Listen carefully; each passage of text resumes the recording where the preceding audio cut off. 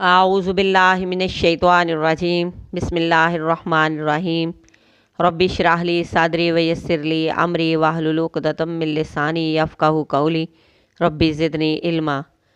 سورہ بقرہ کی آیت نمبر 250۔ ولما اور جب بارزو وہ سامنے ہوئے، لجالوتا جالوت کے، وجنود ہی اور اس کے لشکروں کے، قالو انہوں نے کہا، ربنا اے ہمارے رب، افریغ ڈال دے، علینا ہم پر، صبرم و ثبت صبر اور جما دے، اقدامنا ہمارے قدموں کو، وانصرنا اور مدد کر ہماری، علی القوم الکافرین اس قوم پر جو کافر ہے۔ جب طالوت علیہ السلام اور ان کے ساتھی جالوت اور اس کے لشکروں کے آمنے سامنے ہوئے تو انہوں نے اپنے رب سے دعا کی۔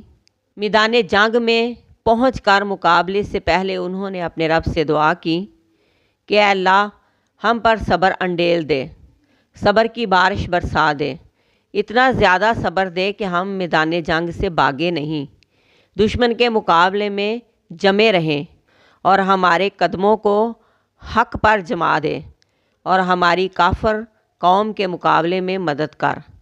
اس سے پتہ چلا کہ انہوں نے اپنے زور بازو اور طاقت پر اعتماد کر کے جنگ نہیں کی، بلکہ مدد، نصرت، جمے رہنے اور صبر کی دعا رب سے ہی مانگی، کیونکہ انسان تو بڑا ہی بے صبرا، کمزور اور جلد تھک جانے والا ہے۔ انسان ہر معاملے میں کامیاب صرف رب کی مدد اور عطا سے ہی ہو سکتا ہے۔ مسلمانوں کو سبق دیا جا رہا ہے کہ تم نے بھی دشمن سے مقابلہ کرنا ہے، لہٰذا اپنے زور بازو اور تعداد پر بھروسہ نہیں بلکہ رب کی ذات پر بھروسہ کرنا، کیونکہ کثیر تعداد، ساز و سامان اور طاقت کچھ کام کی نہیں جب تک اللہ کی نصرت مدد نہ ہو۔ لہٰذا دشمن سے مقابلے سے پہلے رب سے مدد اور فتح مانگو۔